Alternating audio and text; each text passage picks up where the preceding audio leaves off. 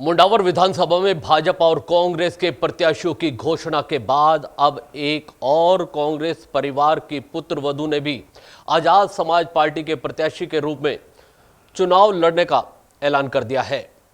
अब मुंडावर में त्रिकोणीय मुकाबले के आसार बन गए हैं। अब एक बार फिर 2018 की तरह के समीकरण सामने नजर आ रहे हैं। जब कांग्रेस ने ललित यादव को टिकट नहीं दिया था तो ललित यादव ने बागी होकर बसपा से चुनाव लड़ा था, जिसका नतीजा ये हुआ कि कांग्रेस समर्थित अलायंस प्रत्याशी भारत यादव चुनाव हार गए थे, क्योंकि ललित यादव और भारत यादव एक ही समाज से आते हैं। वोटों का ध्रुवीकरण हुआ, हालांकि ललित भी चुनाव हार गए थे। इस बार कांग्रेस ने ललित यादव को टिकट दिया है, जिसके बाद मेजर परिवार की पुत्रवधू अंजलि यादव ने आजाद समाज पार्टी से ताल ठोक दी है। अब फिर दो यादव समाज के प्रत्याशी, दोनों कांग्रेस से जुड़े हुए परिवार, जिससे अब एक बार फिर चुनाव में रोचकता बढ़ गई है। दरअसल पूर्व विधायक मेजर ओपी यादव, जिनका देहांत हो चुका है, कांग्रेस के दिग्गज नेता माने जाते थे। उनके देहांत के बाद उनकी पत्नी कविता यादव और उनकी पुत्रवधू अंजलि यादव लगातार क्षेत्र में सक्रिय रही। इस चुनाव में दोनों ने टिकट के लिए प्रयास किए।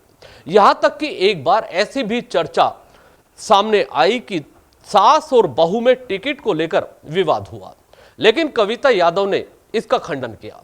लेकिन कांग्रेस द्वारा जारी दूसरी लिस्ट में पीसीसी सचिव ललित यादव के मुंडावर से प्रत्याशी बनाए जाने के ऐलान के बाद चुनावी समीकरण बदलते नजर आ रहे हैं। अंजलि यादव चुनाव जीतेगी या नहीं, यह तो समय बताएगा, लेकिन इतना जरूर है, अंजलि से नुकसान सिर्फ ललित यादव और कांग्रेस पार्टी को हो सकता है। दरअसल अब किसी भी प्रत्याशी को बगावत का डर नहीं लगता।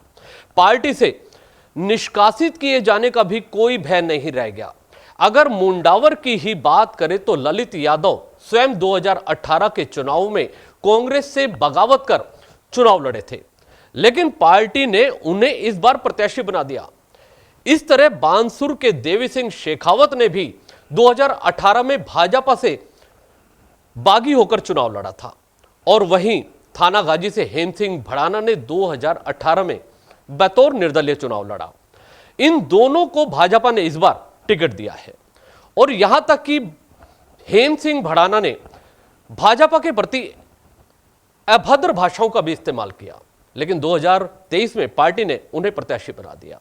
इससे यह तो लगने लगा है कि ना तो पार्टी का मॉरल रह गया है और ना ही प्रत्याशी का। साम दाम दंड भेद, बस प्रत्याशी को टिकट चाहिए और पार्टी को जिताऊ, चाहे कितनी ही बगावत क्यों ना की हो। अब देखने वाली बात होगी कि मुंडावर में फिर 2018 वाला इतिहास तो नहीं दोहराया जाएगा, क्योंकि समीकरण फिर वही नजर आ रहे हैं, बस किरदार बदल गए हैं।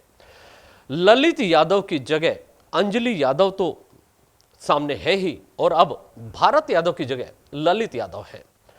फिर इसी लड़ाई में कहीं भाजपा के प्रत्याशी मंजीत धर्मपाल चौधरी, जो इस बार फिर चुनावी मैदान में हैं, कहीं वो बाजी ना मार ले जाए।